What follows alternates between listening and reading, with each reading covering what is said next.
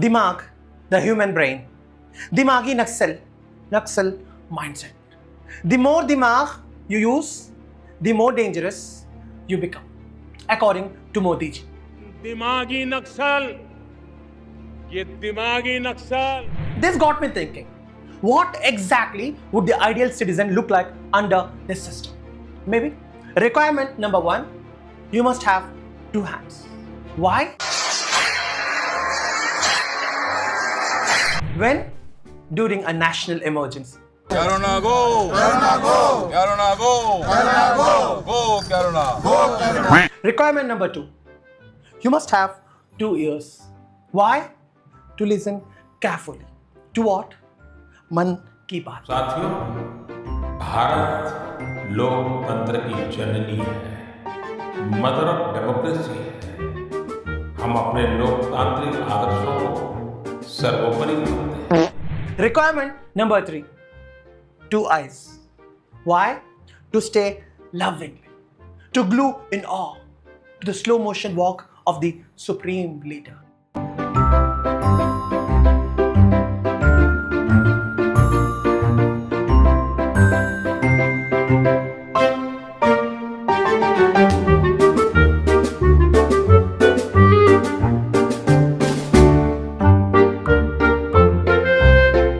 And finally, the most important qualification, 0. Absolutely 0 grams of operational brain.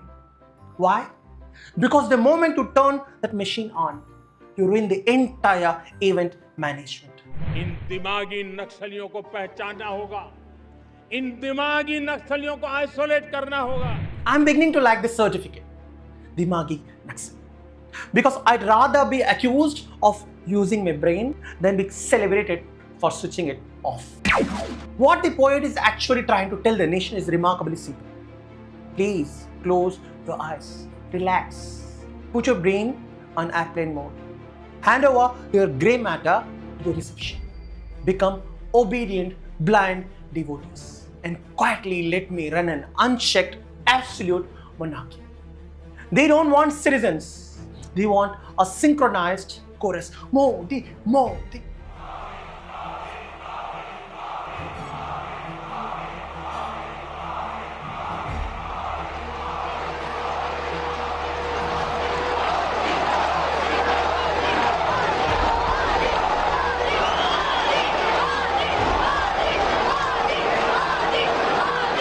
They don't want voters, they want pilgrims, people waiting for the convoy, throwing rose petals, taking selfies, folding hands, and looking at the passing car as if Lord Krishna himself has just arrived in a Twitter.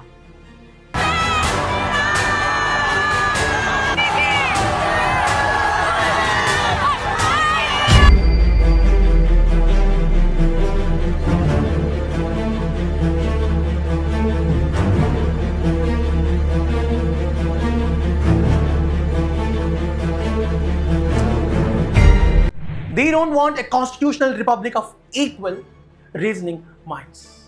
They want a feudal code where the only approved sound is the rhythmic clapping of the courtiers.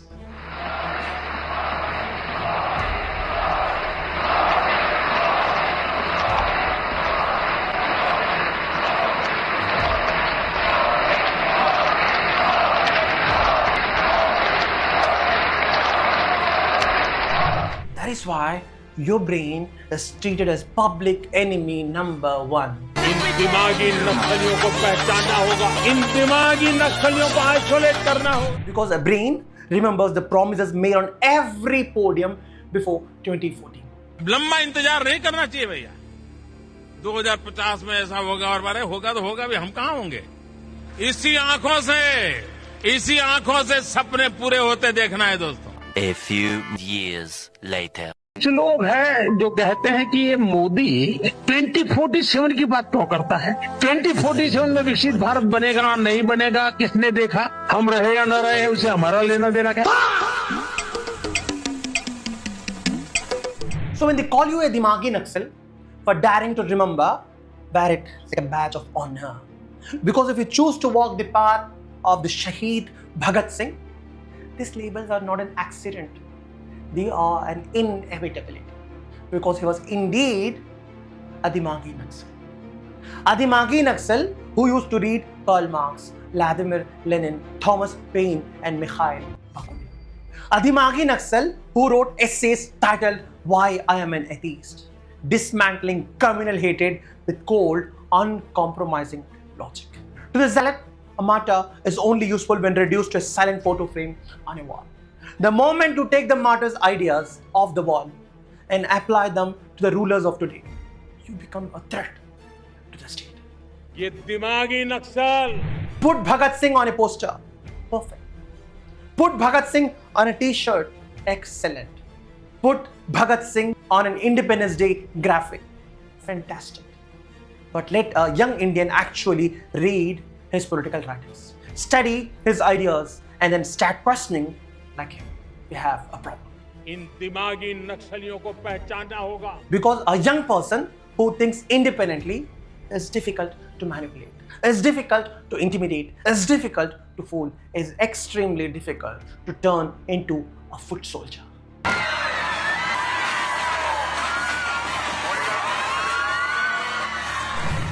That is why theological and identity-driven outfits never produce philosophers, scientists, or constitutional jurists. They want the energy of youth, but preferably without the questions. Give them a flag, give them a slogan, give them an enemy, and tell them, don't think too much, because thinking creates Dimagi Naxals. Open any chapter of world history, and you will see the exact same playbook on repeat. Whenever a regime is built on superstition, vanity, and fear, the intellect is always the first casualty declared an enemy of the state. 2400 years ago in Athens, they handed Socrates a cup of hemlock poison. Why? His official charge was corrupting the youth. And how was he corrupting them?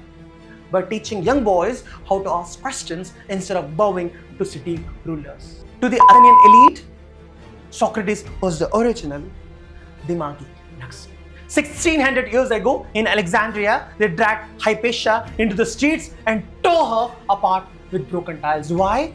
Because to the patriarchs of the church, calculating the motion of celestial spheres was high-grade Dimagi Naxalism. Why then should this assembly accept the counsel of someone who admittedly believes in absolutely nothing? I believe in philosophy. Philosophy, just what you need in times like these. Look at Abu Bakr Al-Razi, the father of clinical pediatrics, the chemist who discovered ethanol and sulfuric acid, and the physician who separated smallpox from measles. When he wrote that human reason is a supreme guide and refused to bow to theological dogma, the orthodox establishment branded him a dangerous heretic, denounced his philosophy, and tried to erase his rationalist works. A certified Dimagi Naxal who put evidence above superstition. In ancient India, look at what the orthodox traditionalists did when Aryabhata proved the earth rotates and eclipses are caused by planetary shadows. They attacked Socrates and accused him of defiling sacred scriptures and tried to suppress his science because calculating eclipses with pure mathematics destroyed the myth of Rahu soling the sun. To the dogma peddlers, Aryabhata's calculator was an unforgivable act of Dimagi Naxalism. In 19th century Pune, when Mahatma Jyotirao Phule and Kranti Jyoti Savitribai Phule opened the first indigenous schools for girls and untouchables, did the self-proclaimed custodians of tradition shower them with flowers? No. They hurled mud, rotten eggs, and cow dung at Savitribai as she walked down the street. Why were they so terrified of a young woman carrying a book? Because an illiterate girl is an obedient domestic slave, and an uneducated, oppressed man is cheap, disposable labor. The moment they learn the alphabet, they become dangerous, right-bearing Dimagi Naxals. Throughout the history, the battle has always been between rationality and dogma, between empowerment and enslavement, between those who want you to think and those who profit when you need. So when they brand you a Dimagi Naxal from Red Fort, don't panic. Look at history. Socrates questioned, Hypatia questioned, Al-Razi questioned, Phule questioned, Ambedkar questioned, Bhagat Singh questioned, and every society that genuinely progressed needed people who questioned. So stand proudly alongside these famous icons and say, thank you so much for the certificate. Thank you so much for the compliment. What an honor. Frame करेंगे, wall पे लगाएंगे, wall पे.